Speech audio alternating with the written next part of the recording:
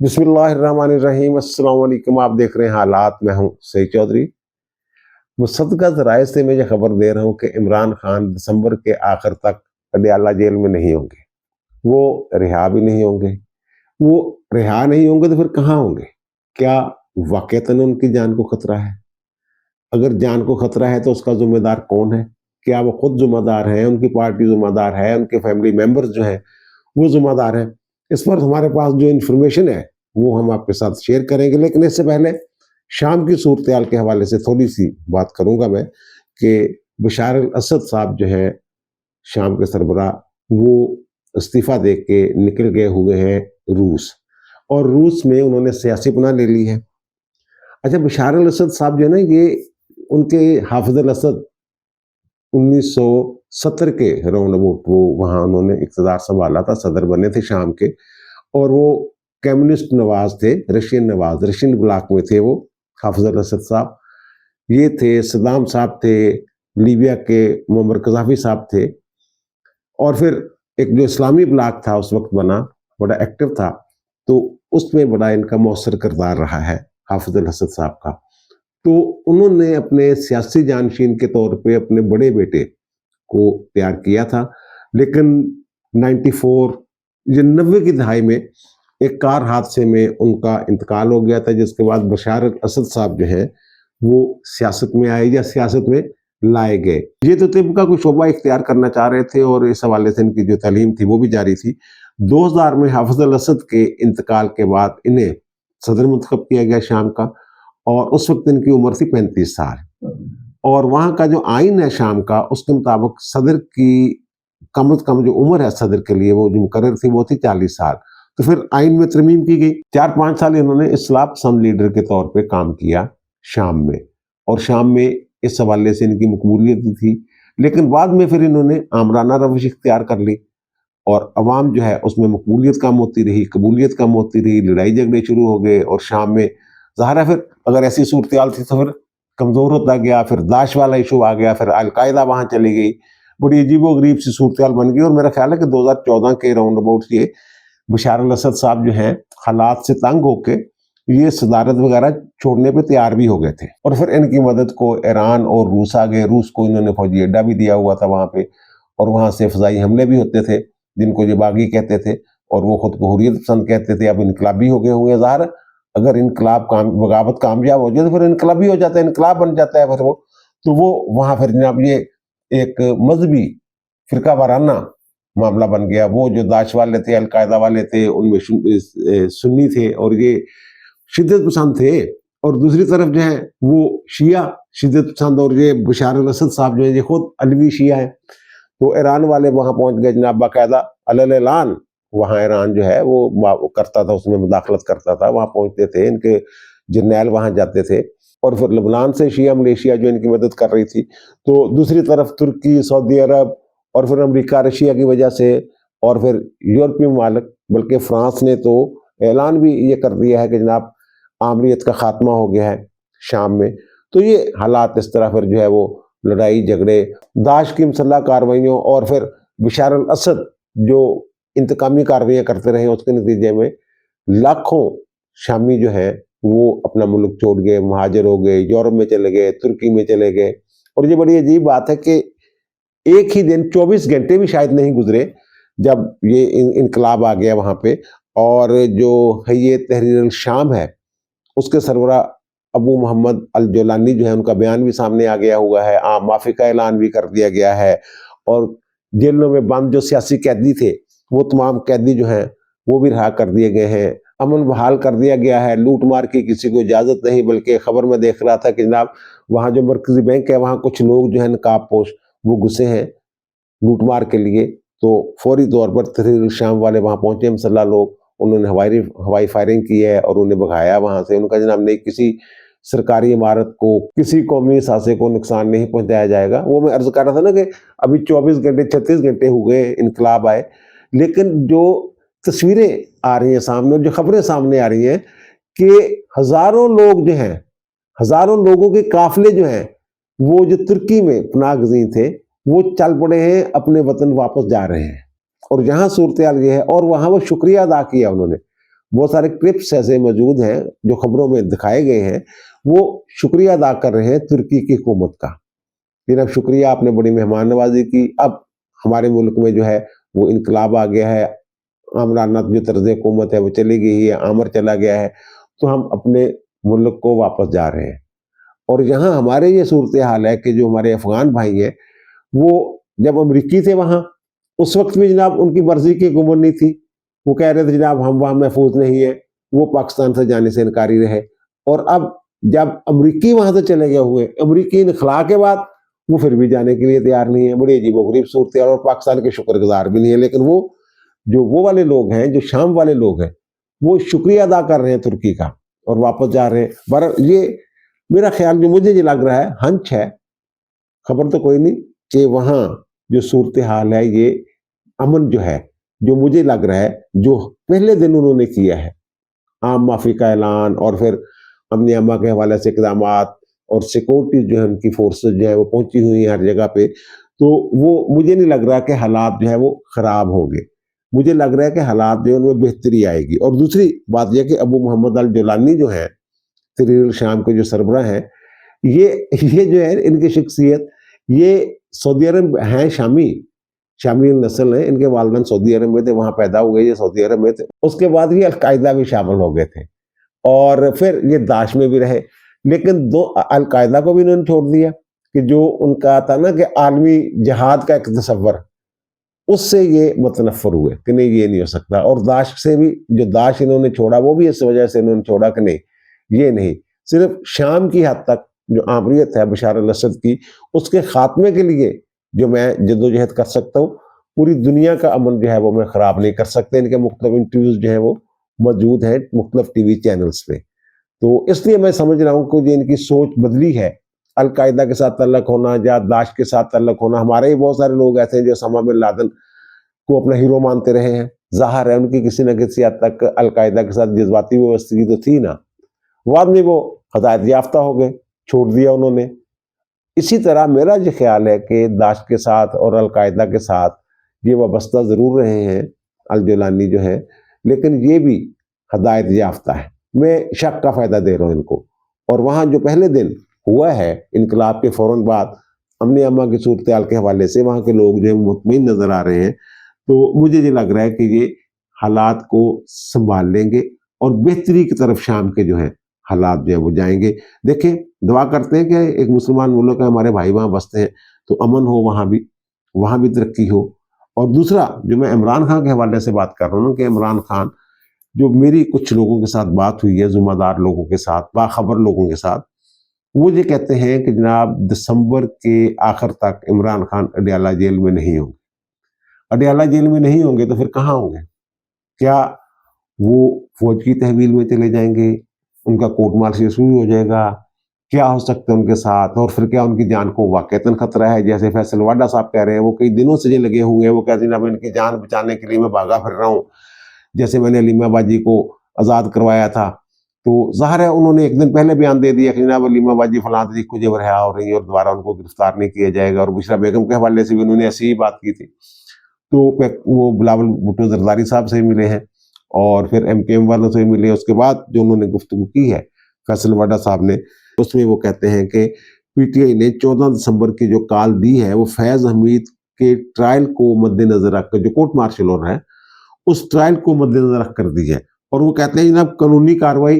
ہونی ہے ان کے خلاف، فیض حمید کے خلاف اور ان کے ساتھیوں کے خلاف۔ اور پھر وہ کہہ رہے ہیں کہ جناب یہ بھی بتا دوں کہ 14 دسمبر سے پہلے یہ کارروائی ہو جائے گی،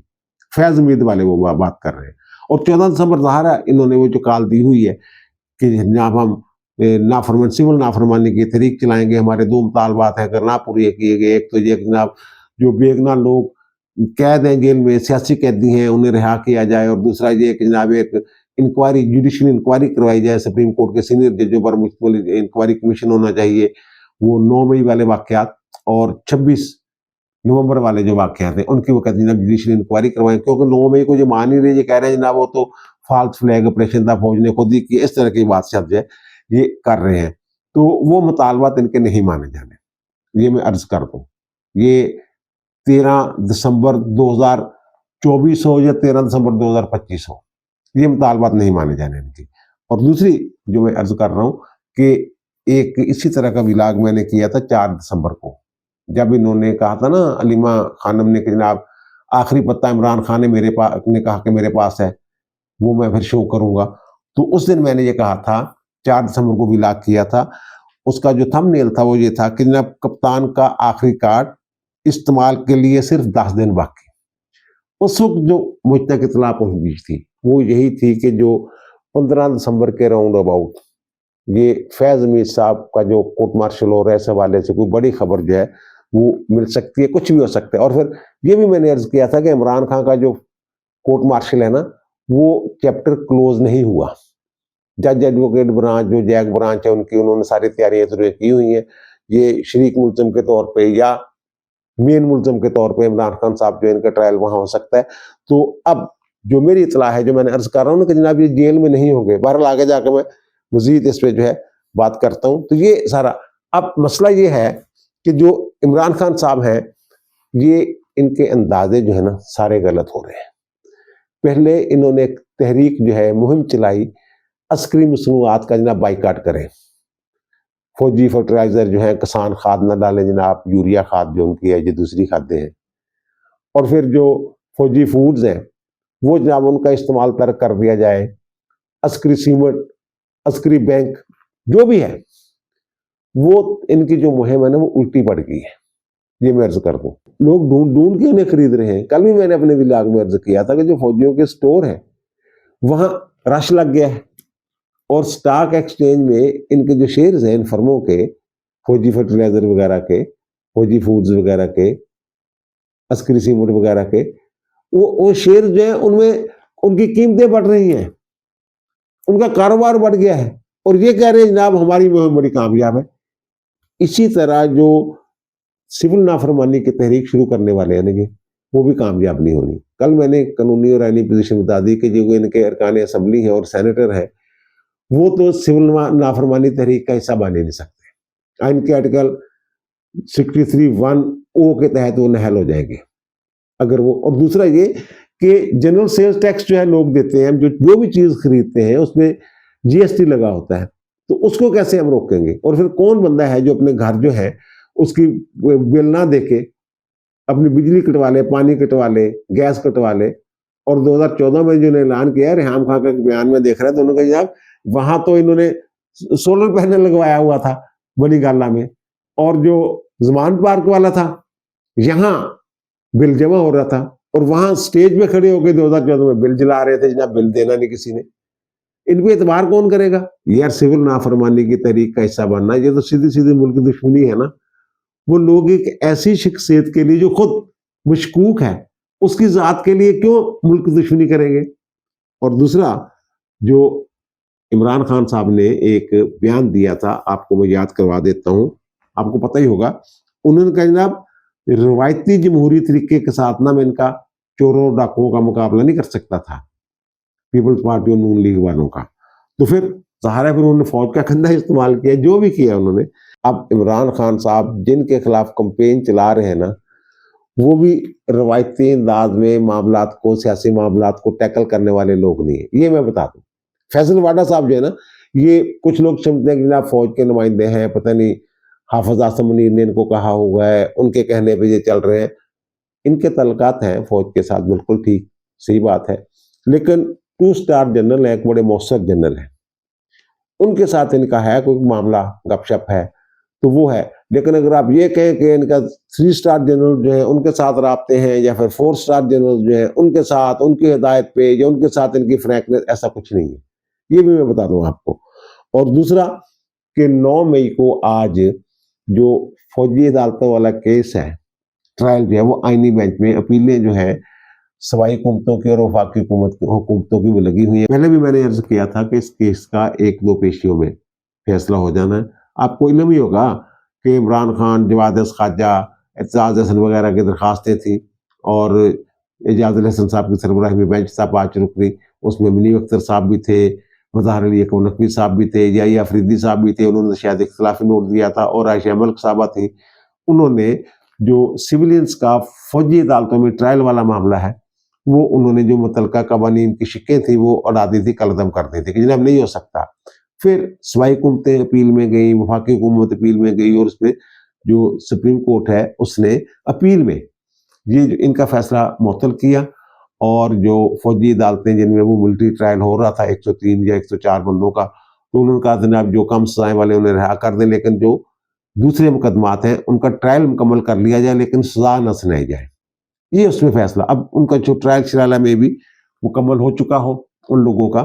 تو وہ فیصلہ جو ہے اب یہ آنے والا ہے۔ اگر یہ اپیلیں منظور ہو جاتی ہیں تو اس کا مطلب یہ ہے کہ سویلینز کا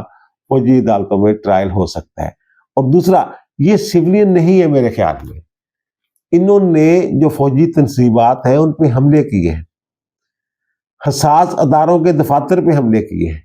یہ دہشت گرد ہیں، ان کے خلاف جو دفعات لگی ہیں وہ بالکل صحیح لگی ہیں، دہشت گردی کی دفعات، ملک دشمنی کی دفعات اور جنگ کرنے کی دفعات۔ یہ جو کور کمانڈر لاہور پہ انہوں نے حملہ کیا، یا ایئر بیس میاں والی پہ جو حملہ کیا، اس کو کیا نام دیں گے؟ یہ جو جناح حسین کا ایک گھر پہ حملہ، یہ گھر پہ حملہ نہیں ہے، یہ فوجی چوکی ڈکلیئرڈ ہوتی ہے، جو ہاؤس ہوتا ہے نا، جو ان کی رہائش گاہیں ہوتی ہیں، وہ فوجی چوکیاں ڈکلیئرڈ ہوتی ہے، خاص طور سے کور کمانڈر کا جو گھر ہے۔ انہوں نے کور کمانڈر کے گھر پہ نہیں، فوج پہ حملہ کیا، فوج کی چوکی پہ حملہ کیا ہے،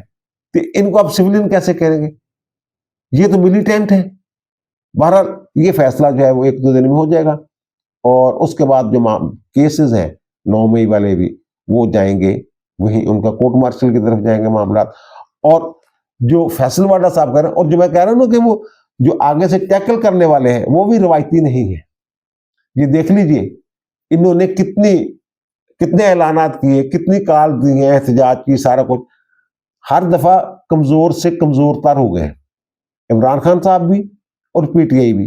اور پی ٹی آئی کے اندر اس طرح پھوٹ پڑی ہوئی ہے کہ ایک بندہ بیان دیتا ہے، 2 گھنٹے بعد یا 24 گھنٹے کے اندر اس کی تردید دوسرا بندہ کر دیتا ہے۔ اب علیمہ باجی نے 7 دسمبر کو یہ کہا تھا کہ جناب حکومت دباؤ کا شکار ہو گئی تھی جب آ رہا تھا ہمارا جناب خیبر پختونخوا سے جناب وہ 24 نومبر والا قافلہ، تو پھر انہوں نے جناب برسٹر گوہر کو بھیجا، اور انہوں نے حکومت نے یہ کہا کہ 20 دن کے اندر اندر نا اگر آپ یہ دھرنا شرنا ختم کر دیں تو 20 دن کے اندر اندر عمران خان کو رہا کر دیا جائے گا۔ تو اب برسٹر گوہر نے کہا جناب دھرنا ختم کرنے کے بدلے رہائی کی تو بات ہی نہیں ہوئی تھی، میں نے تو رہائی سے متعلق حکومت کے ساتھ کوئی ذکر ہی نہیں کیا تھا، اور نہ ہی حکومت نے کوئی ایسی بات کی تھی۔ یعنی انہوں نے علیمہ باجی کا جو بیان، اسی طرح بشرا بیگم نے کہا تھا نا میں 12:30 بجے اکیلی تھی، صاحب مجھے چھوڑ گئے تھے، گنڈا پور صاحب نے فوراً اس کا جواب دیا، ان کو جناب نہیں جناب میں تو وہاں تھا، بی بی کا تو مجھے نہیں پتا بی بی کے لوگوں کی بات کریں گے بھاگ گئے تھے۔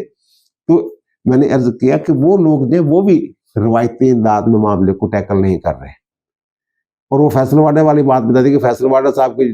دو ستاروں والے جرنیل کے ساتھ معاملات ہیں، وہ ٹھیک ہے، لیکن اس کے اوپر بھی کچھ فیصلہ کرنے والے بیٹھے ہیں۔ فیصل واڈا نے کہا نا کہ عمران خان کی جان کو خطرہ ہے، اور ان کی بیوی اور جو پی ٹی آئی کی قیادت ہے اس پر کام کر رہے ہیں، یہ فیصل واڈا صاحب کہہ رہے ہیں۔ اس کا مطلب یہ نہیں کہ جناب وہ کوئی اندر کوئی زہریلا مواد پہنچا رہے ہیں یا کوئی ان کی قتل کی سازش کر رہے ہیں، ایسا نہیں ہے۔ ان کے کہنے کا مطلب یہ ہے کہ جو ان کا رویہ ہے ان کی اہلیہ کا اور پی ٹی آئی کی قیادت کا، وہ عمران خان کی مشکلات میں اضافے کا سبب بن رہا ہے۔ اور مشکلات، سب سے بڑی مشکل کیا ہو سکتی ہے کہ ان کو سویلینز کی تحویل سے نکال لیا جائے، ان کو لے جائیں جناب ملٹری کورٹ میں، اور جو کچھ فیض حمید صاحب جو ہے انہوں نے بتا دیا ہوا ہے، وہ ہر معاملے میں، ہر جرم میں، فوج کے اندر بغاوت دلوانے کی کوشش کرنے میں، فوج پر حملہ کرنے میں، ہر ایک معاملے میں عمران خان صاحب ان کے ساتھ شریک رہے ہیں، یا پھر ہم صلاح ہم مشورہ رہے، مل کے پلاننگ ہوتی رہی ہے ساری۔ اس بات سے عمران خان صاحب خوفزدہ ہیں، اور اگر انصاف کرنا ہے، قانونی تقاضے پورے کرنے ہیں، تو اگر فیض حمید کا جیل میں ٹرائل ہو رہا ہے،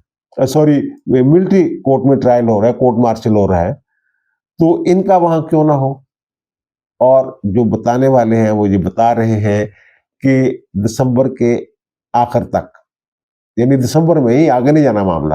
یہ معاملہ وہاں چلے جانا ہے عمران خان کا، اور اس کے ذمہ دار عمران خان صاحب خود ہوں گے اور ان کی قیادت۔ اور وہ لوگ جن کا سوشل میڈیا ہے وہ جو کہہ رہے ہیں جناب عسکری مصنوعات کا بائیکاٹ کر دیا جائے، سول نافرمانی کی تحریک شروع کر دی جائے، اس طرح کی جو باتیں شاتیں کر رہے ہیں وہ اس کے ذمہ دار ہوں گے۔ اب 20-22 دن انتظار کر لیتے ہیں، دیکھ لیتے ہیں جناب کیا ہوتا ہے آگے۔ اب دیجیے مجھے اجازت، انشاءاللہ ملاقات ہوگی نئے ولاگ کے ساتھ۔ اللہ تعالیٰ آپ پر، مجھ پر، ہم سب پر مہربان رہے۔ اللہ حافظ۔